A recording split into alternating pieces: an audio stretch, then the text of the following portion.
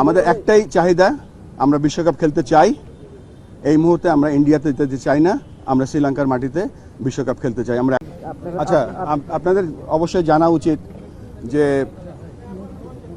গতকালকে আইসিসি একটা মিটিং ছিল এবং মিটিংয়ের যে কমিউনিকেশন ছিল, কমিউনিকেশনটা শুরু হয়েছিল সেখান থেকে যখন মুস্তাফিজকে আইপিএলের একটা দল থেকে বাদ দেওয়া হলো। বাদ দেওয়া হয়েছিল, Mustafiz was not injured. Mustafiz নিজে থেকে নাম উইথড্র করেনি। মুস্তাফিজ, বাংলাদেশ ক্রিকেট বোর্ড তার এনওসি ক্যান্সেল করেনি। নিরাপত্তাজনিত কারণে মুস্তাফিজকে আইপিএলের একটা দল থেকে বাদ দেওয়া হয়েছিল। পরবর্তীতে আমরা গভর্নমেন্টের মাধ্যমে জানতে পারলাম এবং আমরা ফিল করেছি সিকিউরিটি একটা বড় ইস্যু এই 2020 ওয়ার্ল্ড কাপের জন্য। জানার সাথে সাথে আমরা আইসিসির সাথে যোগাযোগ করেছি 4th of January, এবং 4th of January আমরা জানিয়েছি যে this is the situation, give us an alternate venue or look this matter seriously. পরবর্তীতে বিভিন্ন পর্যায়ে আমাদের সাথে যোগাযোগ হয়েছে এবং যোগাযোগের এক পর্যায়ে আমরা এস্টাবলিশ করতে পেরেছিলাম যে এই সিকিউরিটির কারণে আইসিসি বিভিন্ন পদক্ষেপ নিয়েছে এবং রিসেন্টলি আইসিসি বিভিন্ন সময় 1996, 2003 যে ঘটনাগুলো ঘটেছিল সেগুলো বলার চেষ্টা করেছে।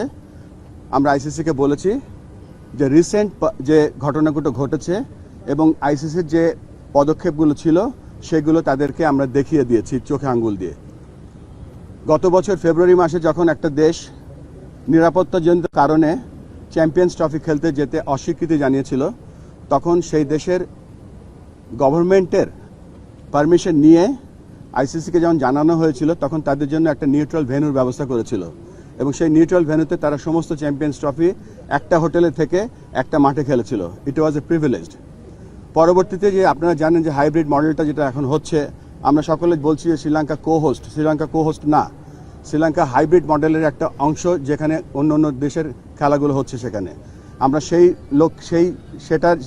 সেই দিকে তাকিয়ে আমরা বলেছিলাম যে যেহেতু এটা হাইব্রিড মডেলটাও হয়েছে বিকজ অফ সিকিউরিটি এবং গভর্নমেন্টের অনীহার কারণে, আমরা সেই লাইনেও তাদের আইসিসিকে বলার চেষ্টা করেছি এবং বুঝিয়েছি, কিন্তু তারপরে আমাদের আবেদনকে খারিজ করে দেওয়া হয়েছে।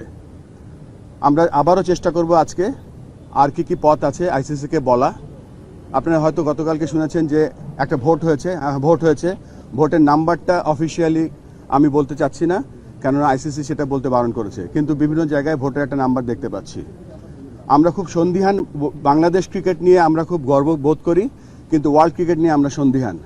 যেখানে ক্রিকেটের পপুলারিটি কমে যাচ্ছে, সেখানে আইসিসি এরকম অলমোস্ট 200 মিলিয়ন লোকের খেলা দেখার বা খেলার যে একটা প্রত্যেক দিন আমরা বিশ্বাস করতাম যে এই কয়দিন যে আমাদের প্রত্যেকটা লোক সকালবেলা উঠে শুনতে পাবে যে বাংলাদেশ বিশ্বকাপ খেলছে এবং আইসিসি বাংলাদেশের আবেদনটা মেনে নিয়েছে। কিন্তু এই সিচুয়েশনে যখন আমরা দেখতে পাচ্ছি বাংলাদেশ খেলতে যাচ্ছে না বা বাংলাদেশকে একটা আলটিমেটাম বেঁধে দেওয়া হয়েছে, তারপরে আমরা সর্বস্ব চেষ্টা করে যাব। যেখানে আগেও বলছিলাম যে বিশ্ব ক্রিকেটের পপুলারিটি কমে যাচ্ছে, সেখানে বাংলাদেশের মতো দেশ যদি বাংলাদেশের মতো একটা ক্রিকেট লাভিং কান্ট্রি যদি মিস করে, আইসিসি বড় একটা মিস করবে। যেখানে ক্রিকেট বড় হচ্ছে, ক্রিকেট অলিম্পিকে যাচ্ছে 28-এ, 32-এ ব্রিসবেন হোস্ট করছে, 36-এ ইন্ডিয়া অলিম্পিক বিট করছে, কমনওয়েলথ গেমস তারা বিট করছে।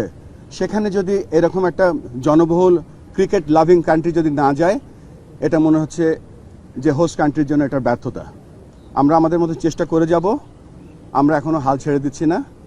আমরা আবার আজকে কমিউনিকেশন করব আরও কিছু জিনিস নিয়ে এবং চেষ্টা করে যাচ্ছি যাতে আমাদের ছেলেরা বিশ্বকাপ খেলতে পারে। আমাদের একটাই চাহিদা, আমরা বিশ্বকাপ খেলতে চাই। এই মুহূর্তে আমরা ইন্ডিয়াতে যেতে চাই না, আমরা শ্রীলঙ্কার মাটিতে বিশ্বকাপ খেলতে চাই। আমরা